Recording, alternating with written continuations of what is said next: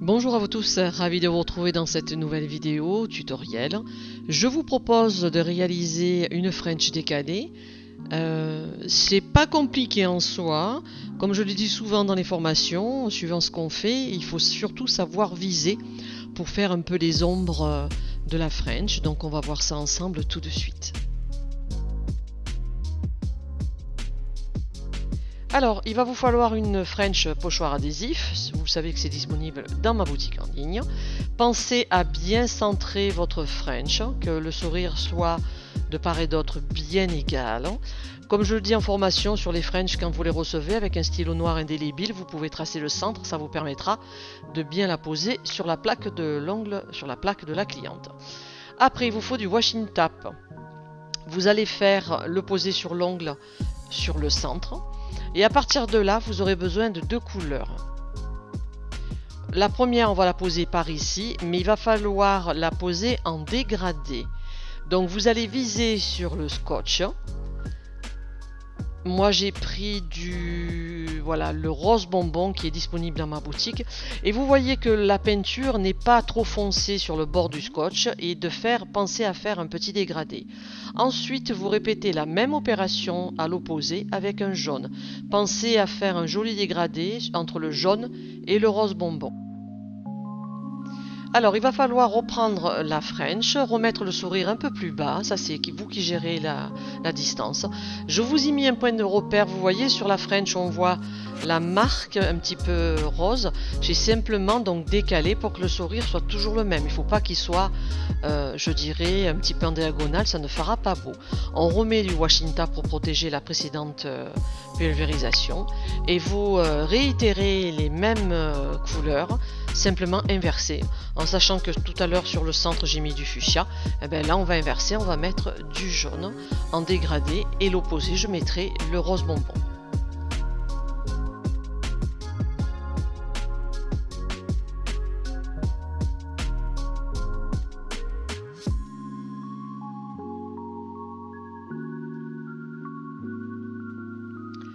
Alors juste une info que je répète souvent, ne mettez pas trop de peinture, ça ne sert à rien. Il faut que votre peinture arrive mate et complètement sèche sur l'ongle et ça suffira amplement. Vaut mieux un petit peu repasser, mais si vous mettez de la peinture en excès, ça va faire de l'épaisseur et ça fera craquer votre gel de finition. Alors pour vous compliquer un petit peu la déco, autrement ce serait pas marrant, hein, puis ça vous permet de vous entraîner à viser. Donc on repositionne la French comme à l'écran et il faut bien qu'elle soit placée. Vous allez voir dans 2 minutes, je vais la quitter pour la repositionner parce que je m'aperçois sur les côtés qu'elle a dû manger un petit peu de peinture ou déborder. Donc moi je sais que je préfère défaire avant de pulvériser, au moins ça sera bien fait.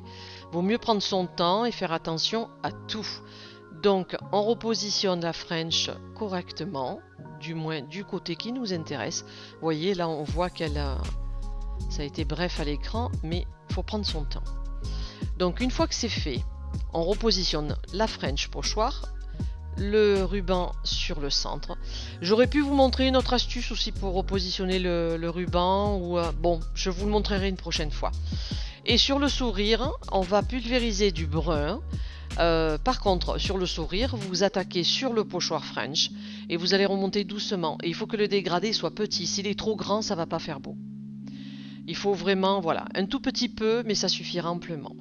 Ensuite, on va défaire le pochoir French.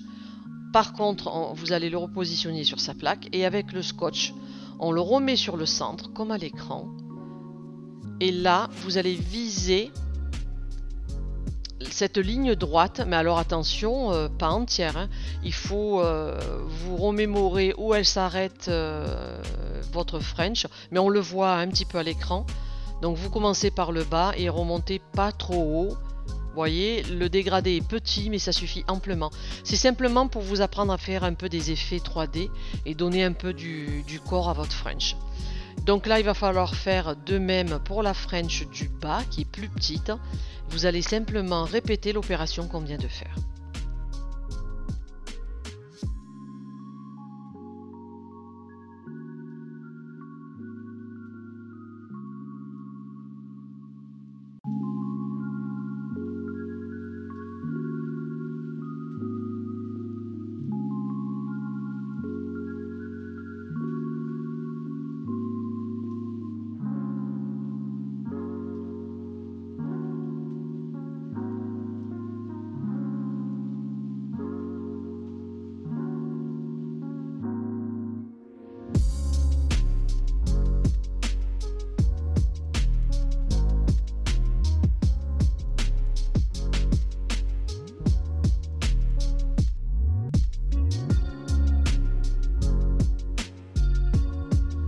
Voilà, il ne nous reste plus qu'à placer le gel de finition.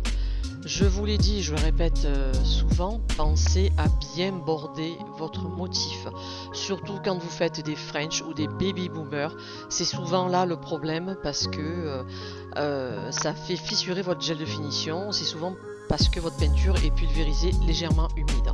Sachez qu'en formation, je vous donne des trucs et astuces pour remédier un petit peu à ce problème, pour éviter que votre gel de finition fissure. Voilà, j'espère que ce petit tutoriel vous donnera la motivation pour faire des formations, pour apprendre bien d'autres motifs. J'espère avoir le plaisir de vous rencontrer dans une prochaine formation d'Airbrush. Merci à vous tous, à très bientôt.